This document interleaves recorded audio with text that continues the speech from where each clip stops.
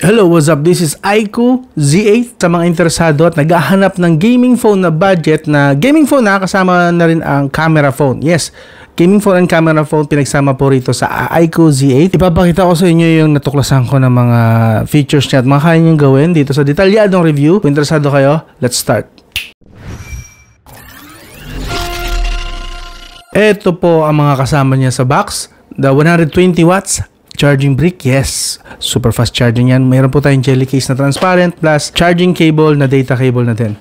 Tara, start na tayo. So, unang-una, bakit ko sinabi na goods ito for the price? Unang-una, ang price nito is naglalaro sa 13,000 to 14,000 pesos. Depende sa pagbibilhan nyo na store. Okay? This is China ROM. Wala pong global version nito. And I'm not sure kung magkakaroon ng global version nito. Possibly, hindi. So, doon pa lang pwede na natin ma-set kung bibili nyo ba ito o hindi. Open natin. Oh, mabilis yung kanyang fingerprint, no? Kita nyo naman. Kung mabilis. Specs muna tayo for your expectations. This is currently running on Android 13. That's Origin OS 3.0. MediaTek Dimensity 8200 4nm po yan. 8200, that's isang 3.1 GHz, tatlong 3 GHz at apat na 2.0 GHz. So, bali apat ang kanyang performance score. Kung malakas na malakas, expect nyo malakas talaga to. For the mid-range category, fairness, mid-range pa yan ha, pero 3 GHz apat. Bali G16 MC6, so 6 ang cores niya for GPU. Itong hawak natin ay 8GB, 256GB na storage with UFS 3.1 na memory technology. Okay? So, pause nyo na lang po kung gusto nyo pambasahin yung iba pang features niya. Sa design, naku po, maganda design. Actually, premium design siya. Simplicity para sa akin. Simplicity is beauty. Napaka-basic lang. Yan lang. Isang metallic lang na square sa camera modules niya. Nakasulat doon, OIS. Meron tayong dual tone doon na flash. So, dalawang LED nakikita ko. Tapos, basic lang na back. Andun lang yung branding ng Aiko. Basic. Ang kinaganda, round po yung kanyang edges. That means hindi masakit ito sa kamay. Finally, meron. Sa totoo lang although maganda sa akin yung flat edges ngayon kasi alam mo na parang premium ang dating, pero namimiss ko talaga yung mga round edges. Hindi sila masakit sa kamay. But of course, syempre nag-jelly case naman tayo. So I guess minor lang yun na issue and personal ko lang siguro talaga na hinahanap. But anyway, round edges po tayo. Okay? Sa kanan po nandito yung fingerprint. Yun. And nandito rin po yung kanyang volume rocker. Yes. And then sa taas po, nandito, meron tayong noise cancellation mic, the headphone jack, and I believe this is an infrared pang remote control sa mga gumagamit ng kanilang smartphone para kontrolin ng ibang mga appliances sa bahay nila. Sa kaliwa is walang nakalagay. Sa baba naman is nandito yung SIM tray slot, main microphone, the USB Type-C na supported po ang OTG at isang speaker grill. Okay? This is by the way a dual SIM, kabilaan siya na SIM tray slot. Sadly, wala po itong memory card slot. So, as is po, kapag bumili kayo, taasan nyo na yung storage. Like this one, 256GB storage, good. Makakabili naman po kayo nito ng 512GB. Meron 512GB na storage kung naghahanap kayo na mas malaki. Kung tingin nyo, hindi pa sapat sa inyo ang 256GB na storage. Again, wala po siyang micro SD card slot. Dual SIM lang po. Supported po niya ang dito SIM card, Smart, and Globe. Buksan ulit natin. Yeah, bilis. Pagdating sa design, panalo to. Mukha talagang premium. Mukha talagang pang mayaman. Sakto yung bigat. Of course, rounded niya lahat. So, panalo sa akin yan. Ngayon, lipat tayo sa display. This has 6.64 inch diagonally na Full HD+. Yes, 1080p po na screen resolution. LCD lang po ito with 120Hz screen refresh rate. Bakit kaya 60 lang yun? Alam ko kasi Phoenix ko siya sa 120Hz. Ayun o, 120Hz naman eh. So, yeah, I'm not sure bakit nagsi-60 lang doon sa UI. Nag-automatic adjust. Mababa talaga siya ng 60 pagdating sa UI. Kung vibrance lang naman, obviously, kitang-kita nyo, makulay oh. Ang kulay niyan. Talagang buhay na buhay ang mga kulay dito sa kay Aiko Z8. Napakita ko na rin sa inyo sa screen. Pagka nanood kayo dito ng YouTube, talagang buhay na buhay. Papik talaga yung kulay. And lalo kapag nanood kayo ng Netflix. And speaking of Netflix, yes, Widevine Level 1 po. Supported po nito ang Full HD Plus with HDR sa Netflix. Panalo po kung paano oran lang naman ang hanap nyo. Solid na solid po ito kahit na LCD lang. Solid kung sa solid. Touch sampling rate ito is 125Hz by default. Pero kapag nag-gaming kayo at na-activate na yung kanyang gaming mode, umaakyat po siya ng 240Hz sa touch sampling rate. So, goods na rin kahit paano. So, ang akin lang sana ginawa na lang ng 240Hz na always or always on. Pero siguro para makatipid-tipid din sa battery, kaya siguro 125Hz lang kapag hindi ka nag-gaming. Sa multi-touch, supported po niya ang 6 fingers. Alright? So, sa mga multi-fingers ang ginagamit tuwing naglalaro ng games, panalo po sa inyo to. As for the audio po, ayan, mapakita ko na lang sa inyo sa screen.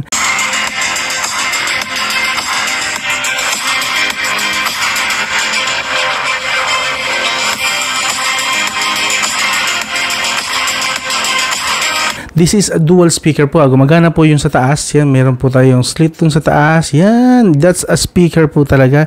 And this one is the other speaker. So, kapag ka nagpatugtog kayo dito, talaga maganda yung pagkaka-stereo niya sa sound. May konting hint ng bass, pero overall solid naman na siya. Good for the quality as expected na rin naman sa kanya. Maganda rin naman talaga ang audio. Lalo kapag naglalaro kayo dito ng Call of Duty Mobile, which is kailangan nyo yung left and right na sound. Yes, okay na okay sa left and right na sound. Talagang stereo siya kung sa stereo yung pag-uusapan. Goods, para sa akin pasado po sa audio. Ngayon, sa connectivity naman, this is a 5G smartphone. Yes, supported dito ang 5G, 4G, LTE, VoLTE, at saka VoWiFi. Regarding sa 5G issue niya, yes, merong notifications na nagbabala na baka hindi compatible sa Pilipinas ang 5G niya, but as I tested, gumagana naman po ang 5G. Hayaan nyo lang yung notification na yun, ignore nyo na lang, nag-work naman siya. Base yan, nakikita nyo naman, tinest natin, nag-work ang 5G network sa mobile data. Speaking of Wi-Fi, supported din po niya hanggang 2.4 GHz and 5 GHz. As you can see, yes, nadidetect niya yung 5 GHz na Wi-Fi ko. And this is also Wi-Fi 6 supported. Sa Bluetooth naman, Bluetooth 5.3 po ang kanyang gamit. So that means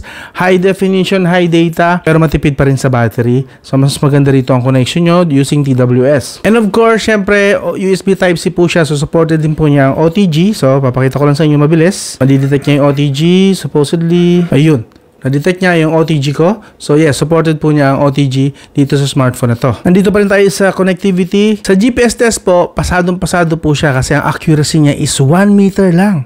So solid po sa mga nagbabalak na bumili nito for Google Maps at saka Waze. 1 meter accuracy is, ang ganda nun. Almost perfect na. So goods na goods po ito si iQOO Z8 para sa mga tropa nating riders at mga drivers dyan.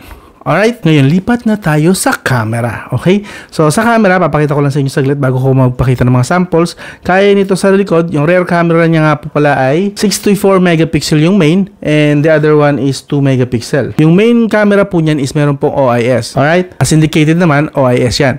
Sa harap naman, meron po tayong 16 megapixel front cam. Okay? Sa video recording, kaya po niya hanggang 4K 30 fps. Video recording 4K 30 fps sa likod with OIS po yan ha. Sa front cam, kaya niya lang hanggang 1080p at 30 fps. So basically, good stuff for TikTok lang at saka Facebook. Ngayon, dito na tayo sa mga output naman niya. Okay? So ito po ang kanyang rear camera, 4K 30 fps lang po ito. May stabilization dapat. Stable ba?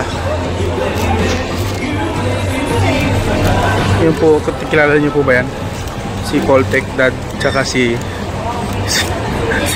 Pinoy Tech TV. Parang nalito ako sa pangalan na.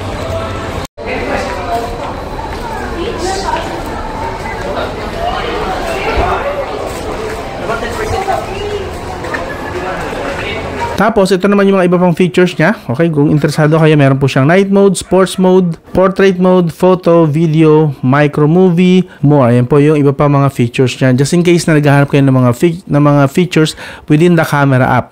Okay? Maganda dito itong dual view eh. Yung camera kasi sa likod at sa harap, papakita ko sa inyo na lang mabilis. Ayan o.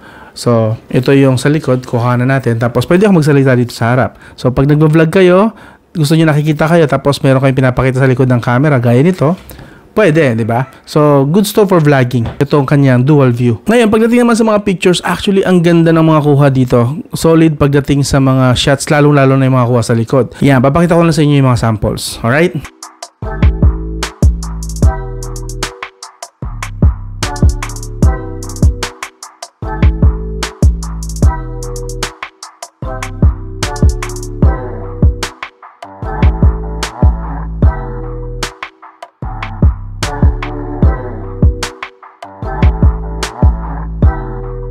Sa front camera naman, dito medyo hindi naman ako turn off talaga. Napansin ko lang kasi na masyadong aggressive yung kanyang beautification kapag ginagamit mo yung portrait mode. Itong portrait mode na to, sa front camera, medyo aggressive po yung kanyang beautification. But of course, pwede mo siyang i-adjust ng bahagya kung gugustuhin mo. Pwede naman siya, may manual naman kasi. Tingnan nyo na lang yung mga samples.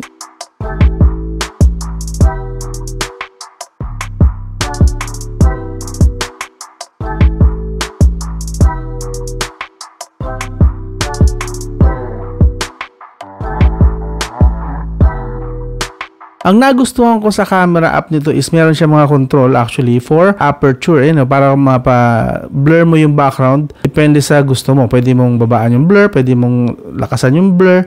Yan, nakita nyo naman sa mga samples kanina. And pagdating sa settings, pag umakit kayo sa settings, tapos pasok kayo dito sa more settings, meron po tayong turn off on and off ng male-friendly makeup. So, pwede mong i-off yung pag-beautification, pag-beautify ng mga mukha mo.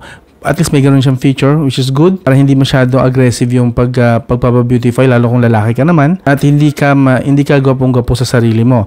Sa codec naman, yan, ito gusto ko to sa part na to, pwede kang pumili kasi usually nakikita ko lang to sa Samsung at saka sa iPhone or sa mga high-end na mga ibang brand.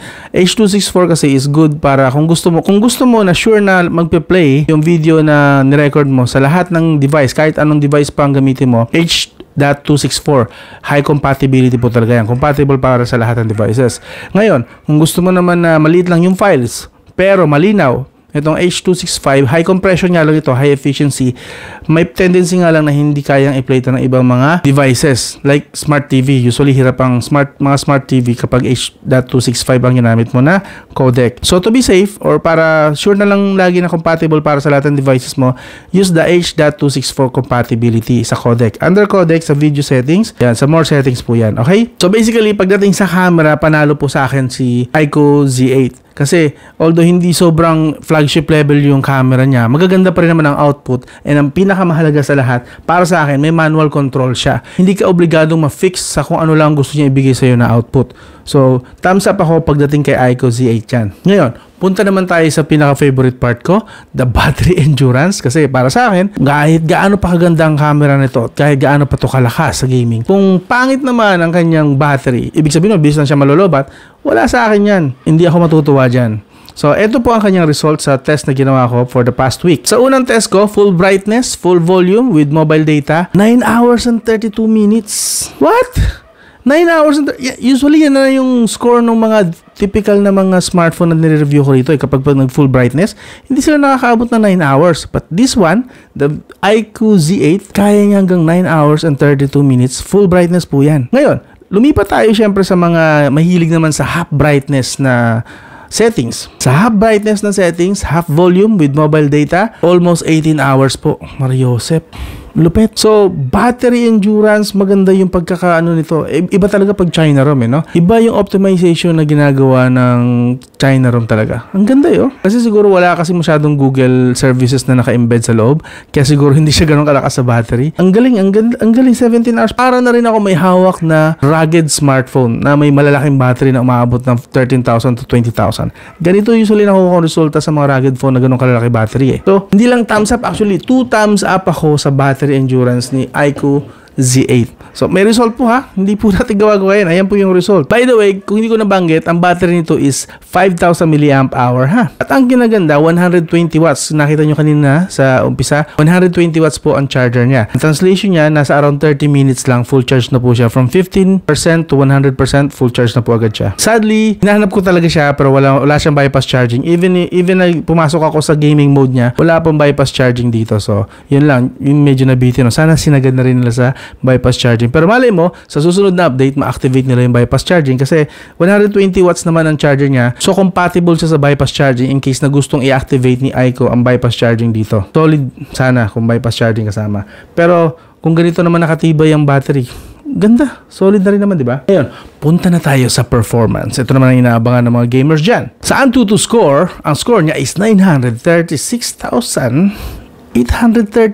Halos 1 milyon. Nag-1 milyon na yan. At ang GPU, 240,000. Halos magkapantay na yung CPU at GPU. So, nice. So, CPU muna tayo. Sa CPU throttling test muna tayo. Yung tinest natin yung CPU lang, hindi kasama ang GPU. Sa CPU throttling test, humataw siya ng around 88% stability. 60 minutes po yun 60 minutes na endurance. Okay? 38 degrees Celsius lang po ang temperature na nakuha ko. Ganun siya kaganda. At stability, all green. 60 minutes po yan, ano? Hindi po yan 15 minutes lang. That's nice. At ang GIPS, 241,000. So, lagpas siya sa average na 200,000.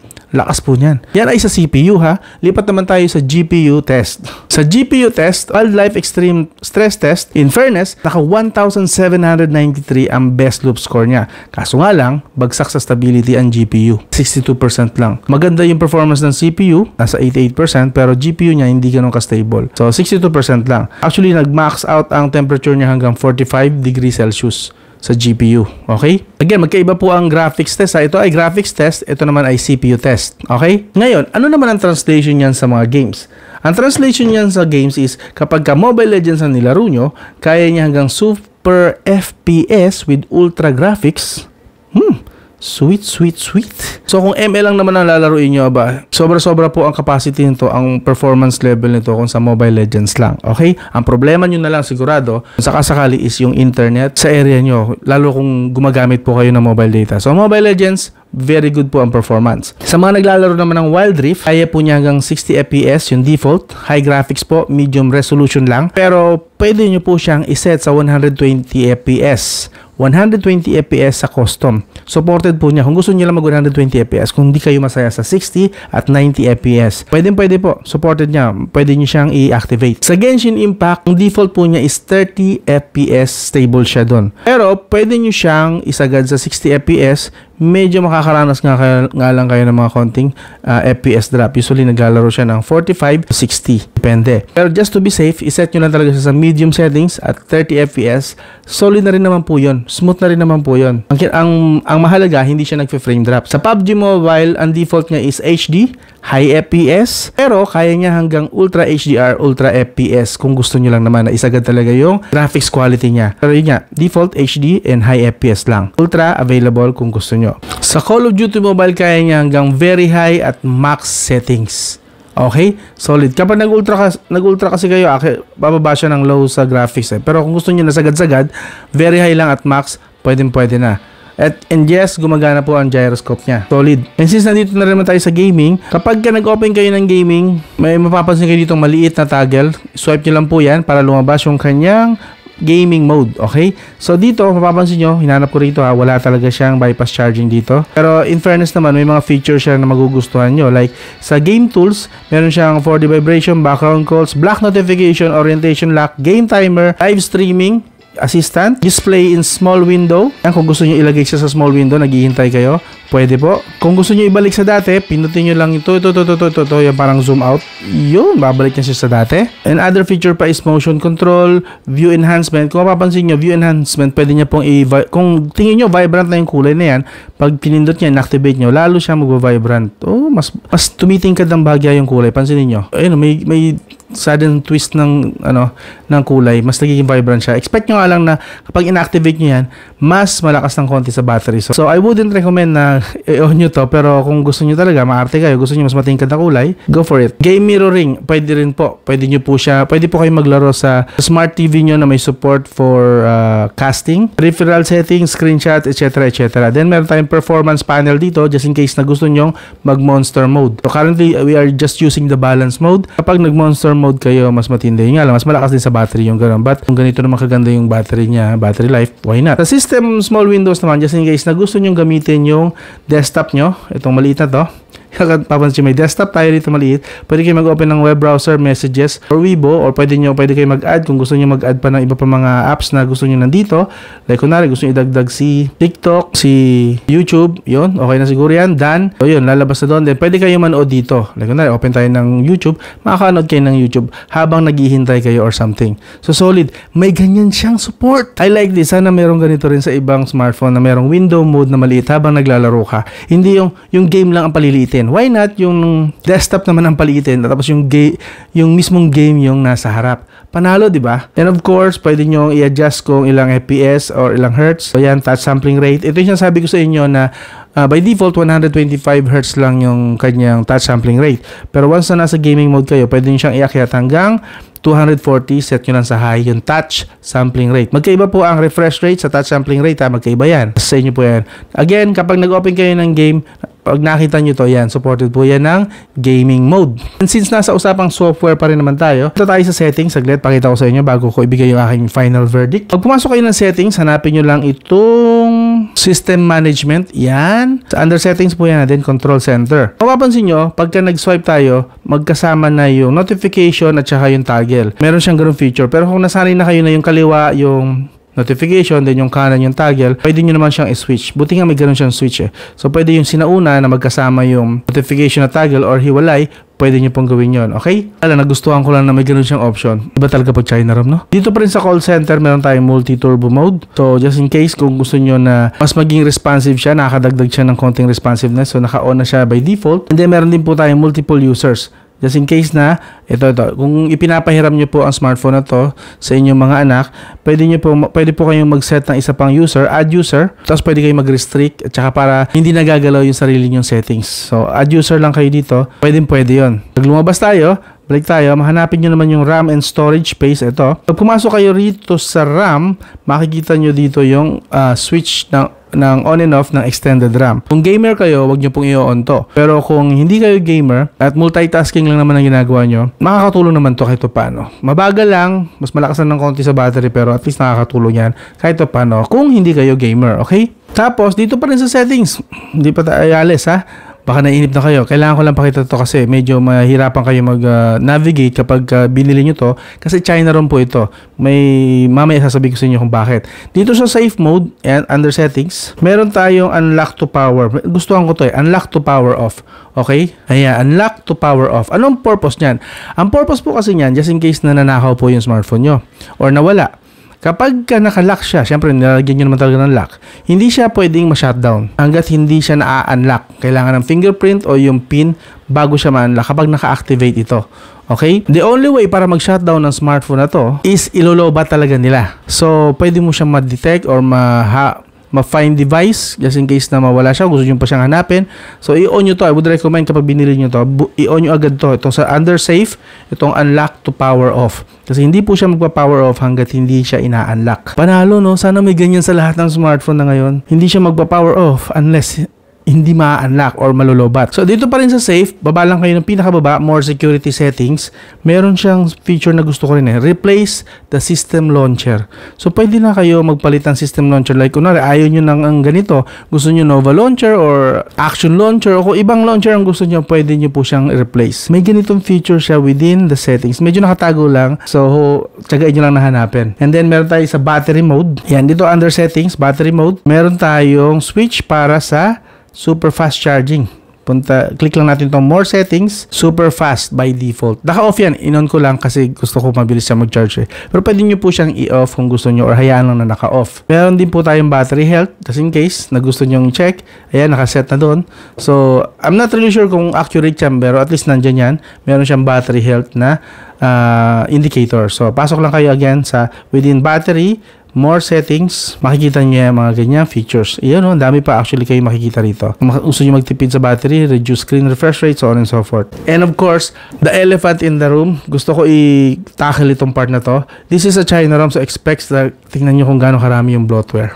Yon. So, tsatsagayin nyo lang yan. And of course, pwede nyo pong uninstall yung mga yan. Hindi naman yan naka-fix. Yan o, pwede po nyo i-uninstall yan kung ayaw nyo yan. So, one time nyo lang naman isa-setup, tanggalin nyo yung mga bloatware para magmukha na siyang global ROM. Okay? Magmumukha lang. Hindi talaga siya magiging global ROM. So, and of course, wala din siyang Google Play Store. Yes, issue po yung Google Play Store dito kasi this is China ROM, so wala talaga siyang Google Play Store. Pero don't worry, hindi po mahirap mag-install ng Google Play Store. Gamitin nyo lang po itong web browser na to.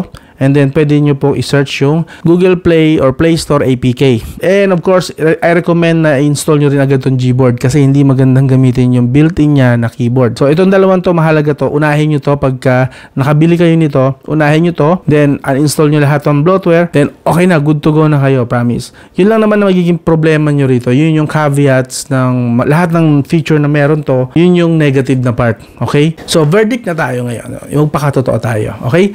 So, the iQOO Z8 is one of the best performing smartphone today with impressive battery. Okay? Impressive battery endurance and optimization sa price tag na meron siya. 13,000 to 14,000. Winner na to. Meron pa kayong camera na may OIS at hindi na masamang mga output pagdating sa camera. Solid na to. Meron pa kayong fast charging na 120 watts. Fast charging with 120 watts. Ano pa yun? Yun nga lang, walang bypass charging, pero okay lang. And syempre, hindi naman laging positive. Sadly, wala siyang Play Store and kailangan mano-mano siyang install kasama ang Google keyboard or kung anong keyboard ang ginagamit niyo. Ako kasi recommended ko lang Gboard na lang din. Pero like I said, madali lang naman siya i-install eh. At isa pa, syempre, magpakatotoo rin tayo. Since China ROM ito, bibili nyo from China pa, alanganin din yung warranty. So, tandaan nyo rin yung part na yon.